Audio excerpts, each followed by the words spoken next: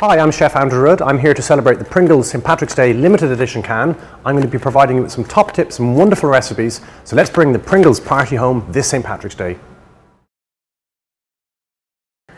This is a very, very simple recipe. It's an adaptation of what I've done over the years. It's fried crumbled beef in lettuce wraps.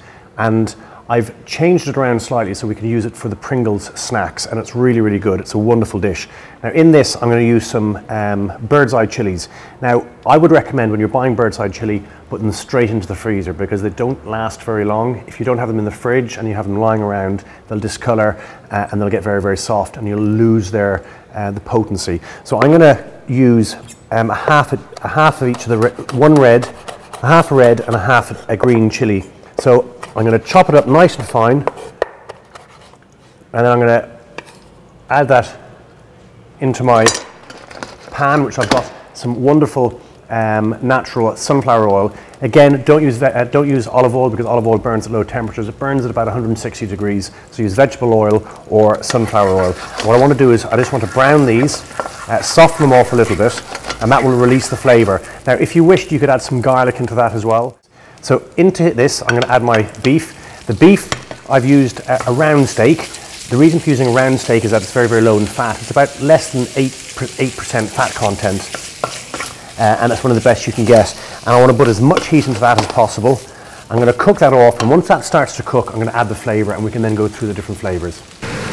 To that, I'm going to add some salt and pepper. Now what the salt will do is, I don't add too much, it's going to bring out the flavour of that beef. And a little bit of pepper as well. Don't overpower it, and then to mix that in, and that's going to be ready for us to flavour in about 2 minutes time. Now I'm going to turn that down to allow me to flavour it. That beef is cooked the whole way through, so we have different options here. We can use either conventional tomato sauce, or we can use a sort of like an Oriental mix to it. So I'm suggesting an Oriental taste here. And I'm going to use some fish sauce. Now the reason why I didn't use too much salt earlier is because fish sauce, which generally speaking is fermented anchovy, is really, really salty. In addition to the fish sauce, I'm going to add a little bit of oyster sauce as well, and that will give it that lovely, rich, caramelized flavour. So in there we go with the oyster sauce.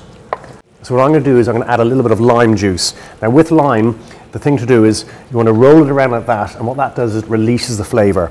So I'm going to cut that in half.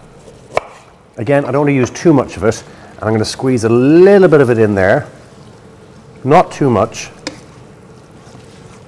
and then I'm going to get ready to serve that up straight away. You can either serve it hot, which I would recommend, or you can let it cool down and serve it cool.